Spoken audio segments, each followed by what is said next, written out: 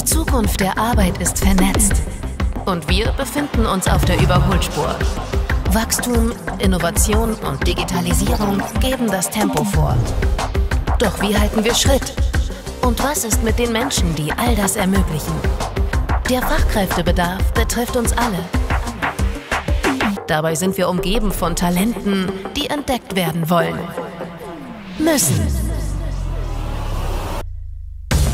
Sei Teil dieses Wandels. Wie können wir die Lücken auf dem Arbeitsmarkt schließen? Wie schaffen wir Anreize für internationale Fachkräfte und nutzen Potenziale im Inland? Wie schöpfen wir Mut und Inspiration für die Arbeitswelt von morgen? Eine bessere Welt für uns alle. Filling the Gap. Willkommen zum zweiten People and Culture Festival.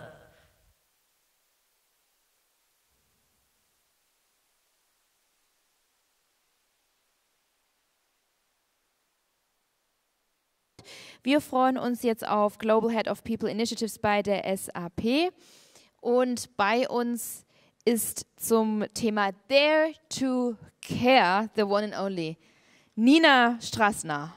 Komm zu mir auf die Bühne. Die Bühne gehört dir, denn du rundest das Ganze ab und wir sind einfach total dankbar, dass du da bist. So, und das Spotlight und the stage is all yours.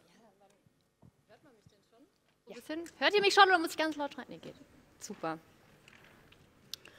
Das ist eigentlich immer ganz angenehm. So, but maybe let's start with this.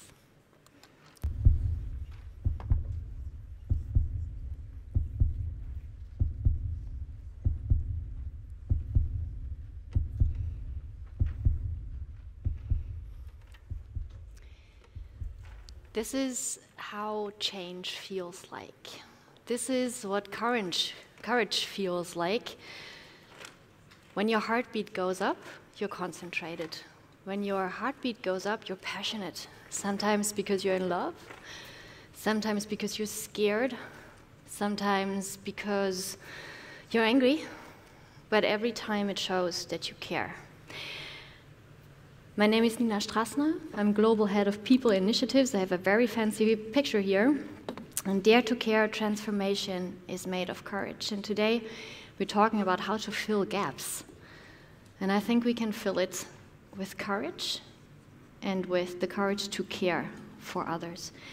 Global Head of People Initiatives is a fancy title. This is what we do at big companies to sound impressive. But what I do is I work with all HR directors globally on cultural change. So a festival like this, People and Culture, is basically what I do every day, talking about people and their culture and how we can change it. We're in the middle of the transformation of the digital age. You hear that a lot. When you listen to the news or to keynote speakers in the last weeks, it was a lot about artificial intelligence. Maybe it would have been the only thing that I need to say, artificial intelligence, and I have your attention. The internet, when did that start? 25 years ago, that was a revolution. Now artificial intelligence is coming, and I have the feeling that was 6 weeks ago. I think experts might say it's a lot longer than that. But this is, again, another transformation and another change that we're witnessing. If we want to know where the change is, I said that, is where the problems are, that's where the change is, where the taboos are, and this is where your heartbeat goes up. If you think that sounds cheesy and emotional and not corporate and belongs to whatever, the family world or maybe even art, that's wrong. This is where all the change lies. It's where the emotions are and where we care. So if we do not care, we do not listen, and we do not take action. We won't buy a product, only buying it. We won't listen to a song again if it's not touching us. We won't buy art. We won't interact with people who are boring or who are not provoking or who are not inspiring. So it's always where the heartbeat goes up. If you take a moment and listen to yourself in this regard, this is what you need to know to take responsibility. And this is also what I want to talk with you about today, or what I want to tell you with that closing keynote. You heard a lot of inspirational things today, but maybe not everything was touching you deeply. And on the other hand, we cannot care about everything and anything.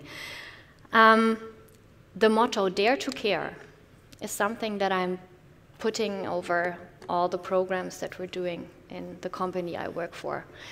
That does not mean that I experience that every day. That does not mean that I feel that I'm deeply cared about every day. That does not at all mean that we are there already.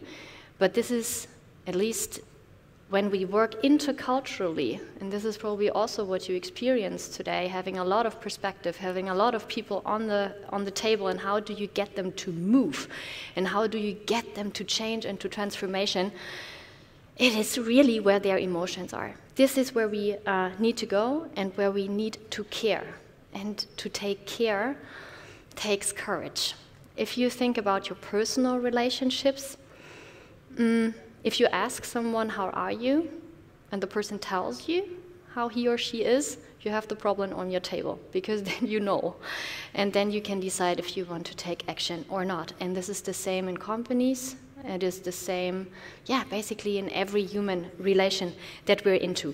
So, transformation, innovation, you probably heard that today, responsibility, agility, maybe you can think of more buzzwords. I wrote that down. Participation, diversity, resilience, inclusivity.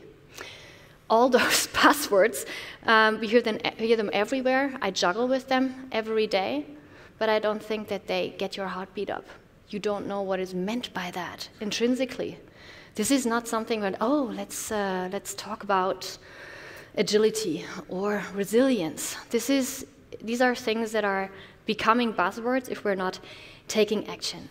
And it's not about me as an expert who can juggle with those words. It's about the people who need to understand what we're talking about and what product we're having and why we are thinking that this product is changing something in people's lives.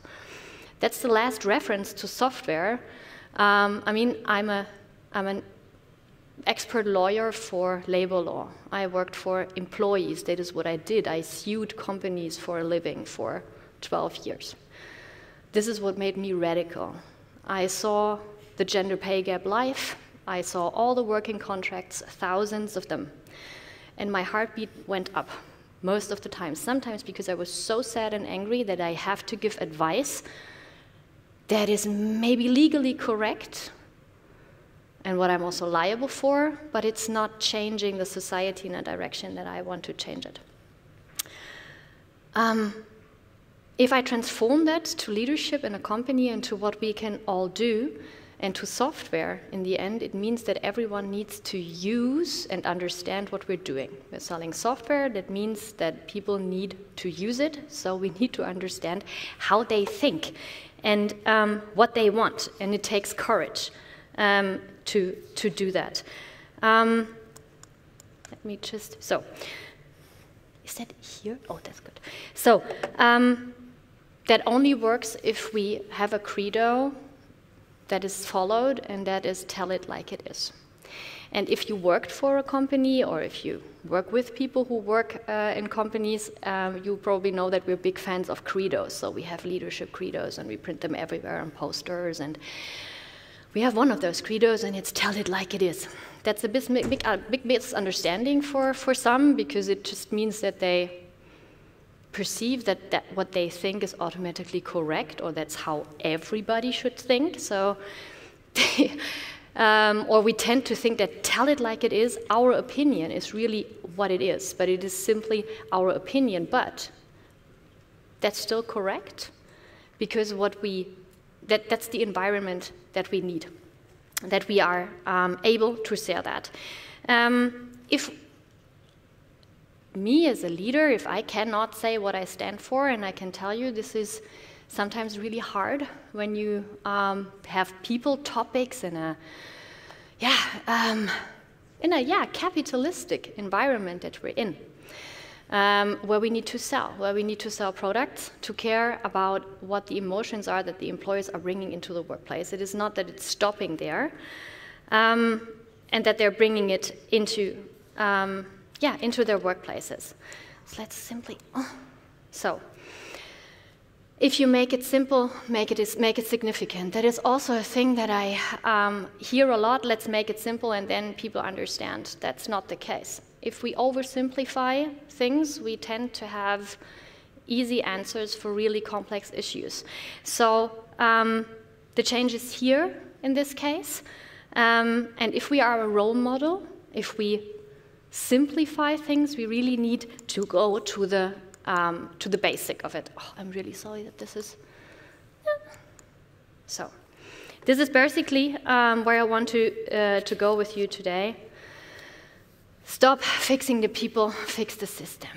What does that mean? If I speak to leaders in my company, if I speak to you today about what drives you, what makes you angry, what do you need to change? The basic of it is shame. This is one of the things that we put in the middle of it. Where the taboos are, this is where people are ashamed, this is where people are afraid, and this is what we are afraid to talk about. And this is where the change is. And this is where we really fix the system. And I had 5 minutes before I started to listen to the panel before. So of course, there are ideas like, let's implement a 4-day week. Let's put fathers into paternity care. These are all things that are touching the system, but are not probably working for everyone. And we will hear a lot of arguments against it. So that's another thing. Sometimes we win and sometimes we learn. We talk a lot about failure culture. We talk a lot about fuck-up nights. We have that. And we had one, let's say, what was that, 2 or 3 weeks ago? We found very rare leaders who were willing to participate in a fuck-up night and to really tackle and tell about what they're really afraid of. If we organize or if we talk about fuck-ups, we tend about, we are telling stories where we are the hero at the end, where we are the ones where the failure was kind of okay. It was very hard to find people externally and externally to talk about their failures. And if we do that in the workplace, if you do that tomorrow when you interact with people you care about, we should really talk about the things that are making them scared. Oh no, that's one before. So let me deep dive into that. Taboos or failures where we learn most about are the ones where we were really scared, where we were afraid of consequences. And then people are sometimes so easy to say, sometimes you win and sometimes to learn. Sometimes I don't want to learn. Sometimes I'm sick of learning. Sometimes I want my system to care about me and to care about, or let's say it differently. This continuous path of learning that we're getting told to follow is exhausting. It is something that minority groups have to tackle. We heard that. So parents are continuously learning. Women are continuously learning. People who are not white are continuously learning, because this is really what is in the middle of what they experience every day. So they're learning. But it's the other part, the people who are always winning, that have to learn. So sometimes the privileges that you're having should tell you what you have to learn. And I think this is also what you heard a lot today. So if we want to drive change, if you're looking for me, I went too far. If I look on my personal journey, when I started as a lawyer, I started a blog, and I behaved not like a lawyer would normally behave. In the beginning, I dressed like a lawyer. Today, I'm a bit dressed like a lawyer, so I wore pearl earrings and all of that, and I dressed up like this in court so that people are taking me seriously. In the first place, I became a lawyer to impress my dad, because I wanted him to be proud of me. Then the situation came that I was actually working, that I saw all those people, and I realized how privileged I am, and that I'm probably the only one who can now translate what they are experiencing, what they are trusting me to say, to put that in the public space. So I decided to blog. The network I had at the time were mothers. Mothers whose profession I did not even know, because we never talked about their expertise. We talked about the kids, so I knew a lot about the digestive system of the kids and how they were fed, but never about their expertise. But then from time to time it came up that they always had the same questions. They always had the same problems or hurdles they were stumbling over. So I experienced a system of discrimination, probably for the first time, really in the workplace with the people I was caring about and who I had to fight for. So I decided to blog and to, in my case, tell it like it is and to be provocative. That was a time where a lot of people said, don't say that, don't do that. I lost clients at that time because people thought probably the way I was doing it in a very, let's say, non-conservative manner at the time would harm me and my income. It did. The structure of clients really changed at the time, but other people started to trust me. So if you want to change something tomorrow with everything that you heard today, and I'm sure that there were really times where your heartbeat went up, this is really where we need to look at where we're going a little bit too far. So when is your stomach hurting? When is your heartbeat going a little bit up? And when is the moment where you think, maybe I should not do that because then I will stumble, then I will fall? This is the moment where change comes. And we need to dance tango with the elephants in the room. So you all know this famous saying, der Elefant im Raum. I think it's not enough if we just simply see the elephant. There's also the elephant in the Porzellanladen, but I don't find the English translation for that. There's always this elephant in the room. In every meeting, in every conversation that you're having with your colleagues, also with your family, we always know where the elephant really is. And when I talk about that elephant, or we're saying, I'm putting that on my team for quite a while now, I realized when I say, so let's address the elephant in the room, that's always a moment where I'm scared, because it's really, really hard to address the elephant in the room, because you might hurt people. You have a feeling that it might not be correct. It might have a consequence that is hurtful for you, sometimes maybe even for others. But this is where we make the progress. So where is the elephant in the room? But we can learn to dance with it. So there's another saying in German, wie man in den Wald hineinschreit, schreit es hinaus. So how you shout into the woods, that's how the wood is responding. It's not working in English. We should do that a lot. We should really shout bravely into the woods, and that what is coming out of it, even if it's unfair, even if it's too loud, and especially in the workplace, even if criticism is not well put, it is still criticism that we need to care for, and still criticism that we need to cry out for. Another example for going too far, and it's also important to share that, in a big company that I'm working for, I said the other day in a famous magazine that angry colleagues are very, very valuable, that I want angry colleagues, which is a headline that is sometimes misunderstanding, and this is also what I wanted a bit to provoke. The other thing was low performers do not exist, and I deeply believe that. I don't think that people are low performers. I think such a thing does not exist. But back to the angry employee part, people who are angry still care. You know that from relationships.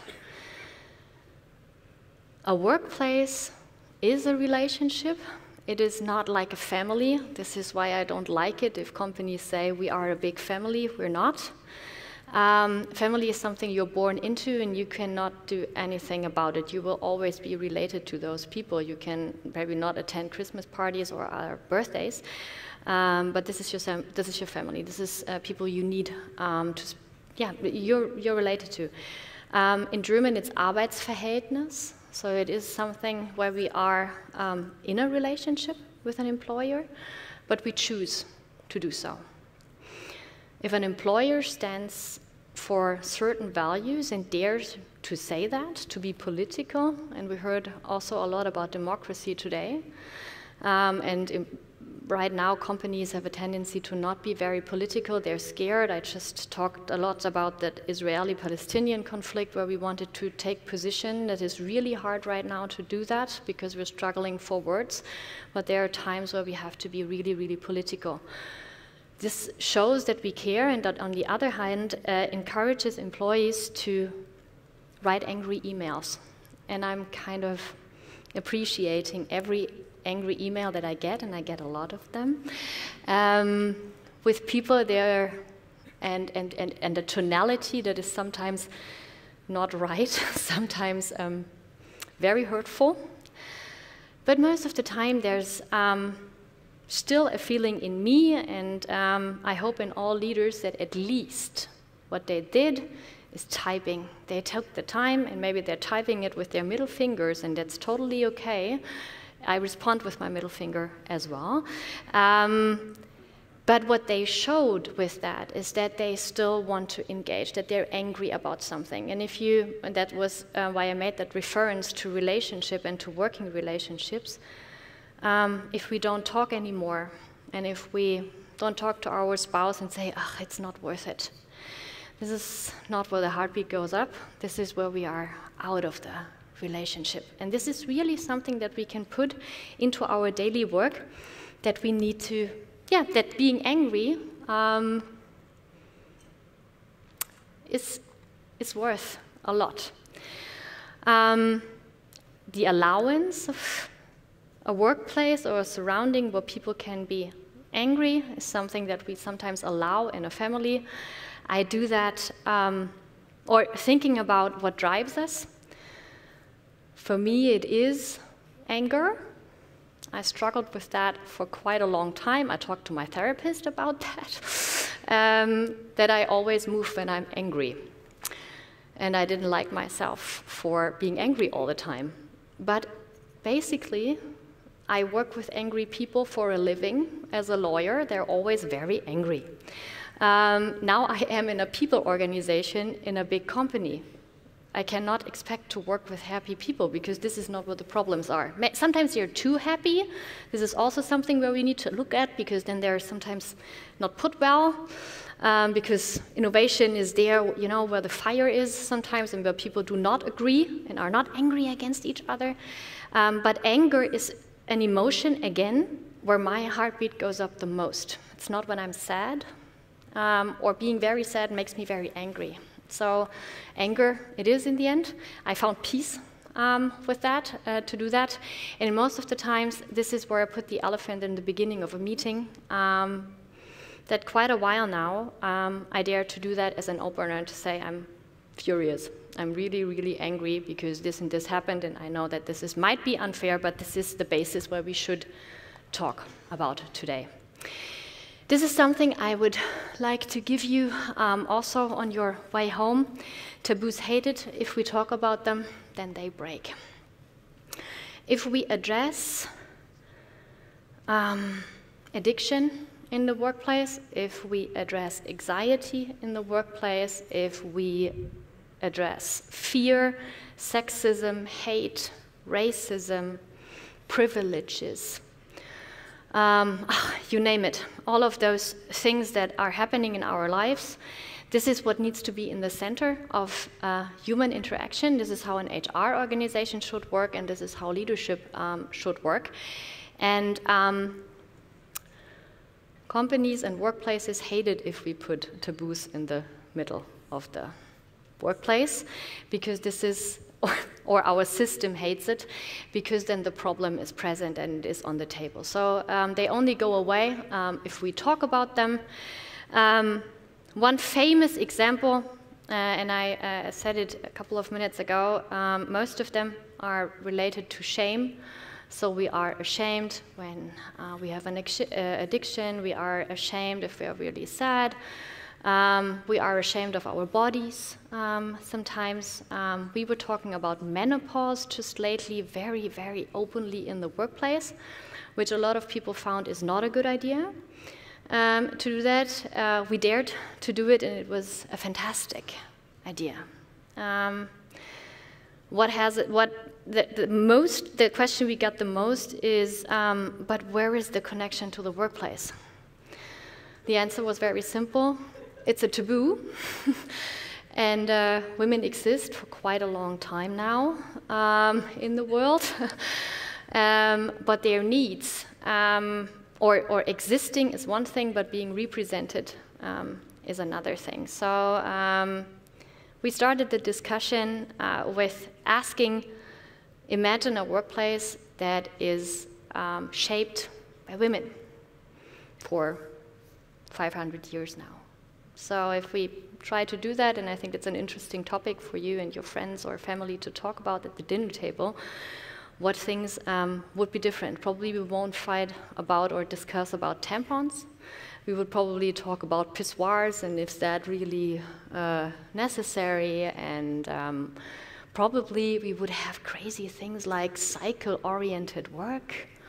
So things where taboos lie, because even in commercials, menstruations are not red, so menstruation, the blood is blue. So let's look at those things and put them in the workplace, because it's really to think that the representation of women in culture, of women in the workplace, after the age of 45, where we have a lot less, where they are not represented, has nothing to do with menopause, is naive. Why are companies afraid to talk about that? Because it's creating an effort. It's making us nervous. We don't have words for it. We struggle with this, but if you have topics like this that are not addressed in your area, try it tomorrow. Allyship is one of those things, and I heard that you had a session on that today. Allyship is sometimes misunderstood as mentoring, and mentoring is sometimes misunderstood as institutionalized mansplaining. So people tell you how they did it, and they think that this is the path to success. Allyship, not only for me, but how we try to implement it, at least globally, is interacting with people you could really pick up a fight with, because they're really, really different than yourself. So think about the people you just recently had a fight with, who have a different opinion than you. If we concentrate on those people who are making us nervous, who are very, very different, this is where allyship could go, where we find common ground, where we find knots. I'm not talking about extremes, so we should not talk with Nazis about things, but with people where we probably think who are very, very conservative and annoying. We might have more common ground than we think. And as someone working in a conservative company, that's kind of my daily work, to talk with people who sometimes think that a tempo limit on the highway is one of the things we should really discuss more deeply. But these are not the problem ground that what we need to tackle and solve.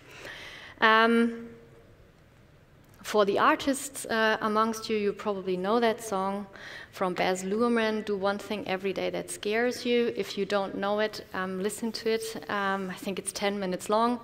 It's called Wear Sunscreen, I think. I know that Jenny knows it. there's this thing, go against the flow, so gegen den Strom schwimmen. Don't do that. It's exhausting. And you only reach points where the others are already coming from. So try to stand next to the river, invent things that drain energy out of the river, invent other things to learn how to swim with the flow. This is where really change is leading us towards, and that's probably the closing circle for today. Listen where your heartbeat goes up. This is the things that you're scared about. And I don't want you to leave scared. I want you to be awake, but probably with the feeling that let's not be afraid of change. It only works if we're provoking. It only works if we're different. And if you look at your neighbors right now, you can be really, really sure that they're asking the question for themselves, am I right in this world? What's wrong with me? Everyone thinks that. So we have common ground in that. Talk about what hurts, talk about what scares you, and this is where the change lies in the future. And I'm really happy that I was able to be here to speak to you today. And I think that Janine is now taking over, and thank you for listening.